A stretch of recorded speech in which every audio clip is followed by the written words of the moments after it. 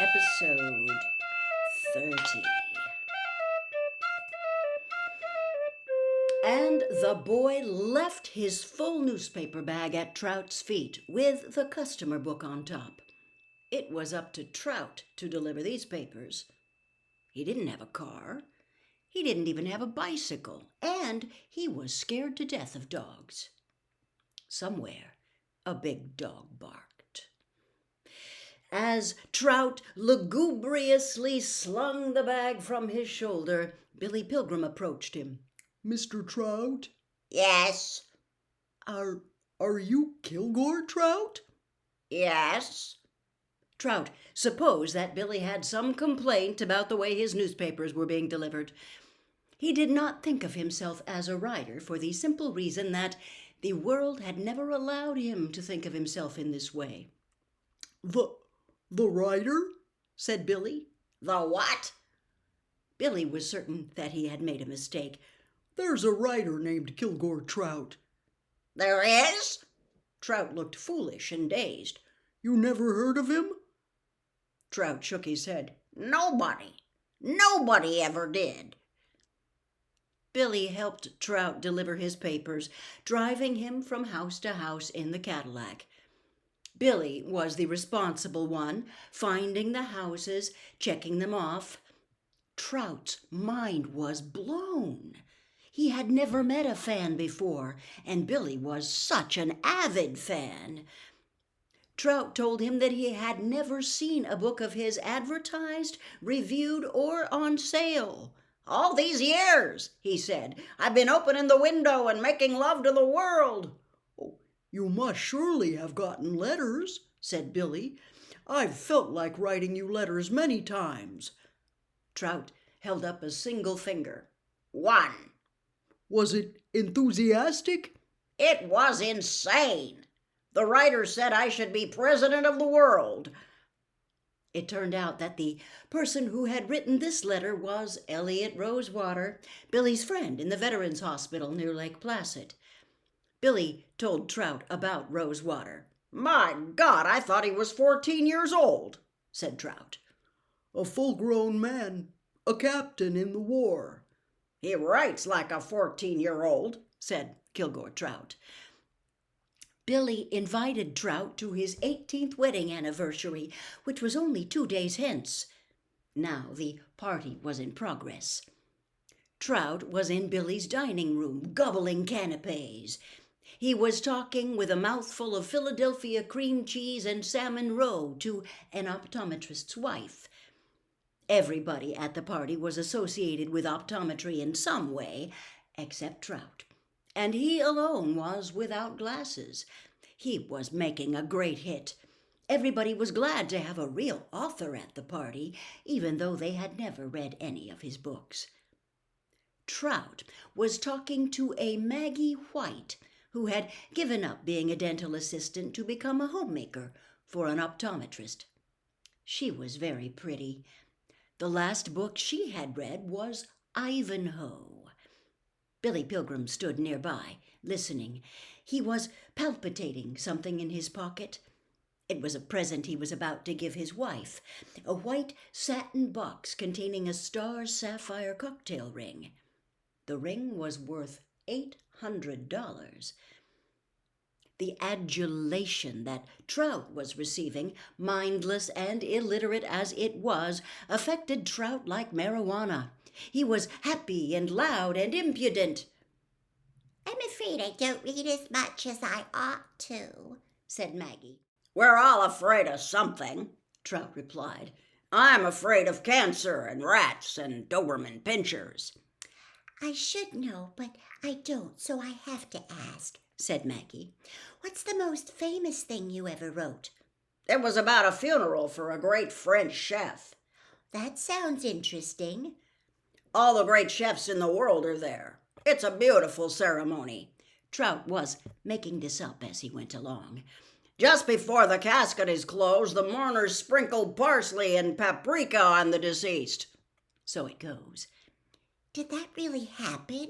Said Maggie White. She was a dull person, but a sensational invitation to make babies. Men looked at her and wanted to fill her up with babies right away.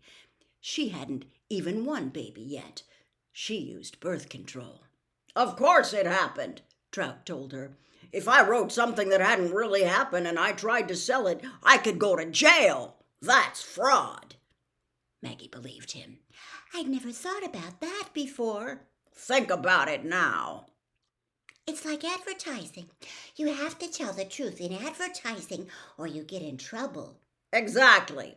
The same body of laws applies.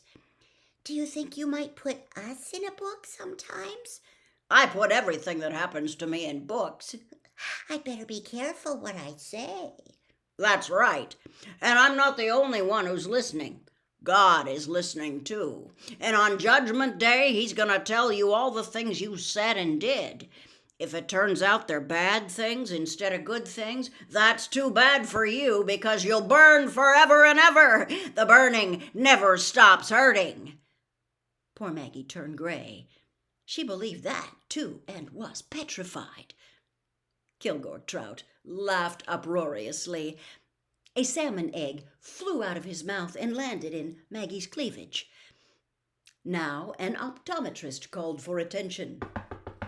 He proposed a toast to Billy and Valencia, whose anniversary it was.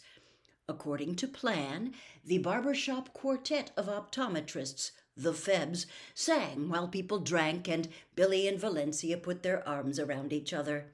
Just glowed. Everybody's eyes were shining. The song was That Old Gang of Mine. Gee, that song went, but I'd give the world to see that old gang of mine, and so on. A little later it said, So long forever, old fellows and gals, so long forever, old sweethearts and pals, God bless 'em, and so on. Unexpectedly, Billy Pilgrim found himself upset by the song and the occasion. He had never had an old gang, old sweethearts and pals, but he missed one anyway, as the quartet made slow, agonized experiments with chords. Chords intentionally sour, sourer still, unbearably sour, and then a chord that was suffocatingly sweet, and then some sour ones again. Billy had powerful psychosomatic responses to the changing chords. His mouth filled with the taste of lemonade, and his face became grotesque, as though he really were being stretched on the torture engine called the rack. He looked so peculiar that several people commented on it solicitously when the song was done. They thought he might have been having a heart attack, and Billy seemed to confirm this by going to a chair and sitting down haggardly. There was silence. Oh, my God, said Valencia, leaning over him. Billy, are you all right? Yes. You look so awful. Really, I'm okay. And he was, too, except that he could find no explanation for why the song had affected him so grotesquely. He had supposed for years that he had no secrets from himself. Here was proof that he had a great big secret somewhere inside, and he could not imagine what it was.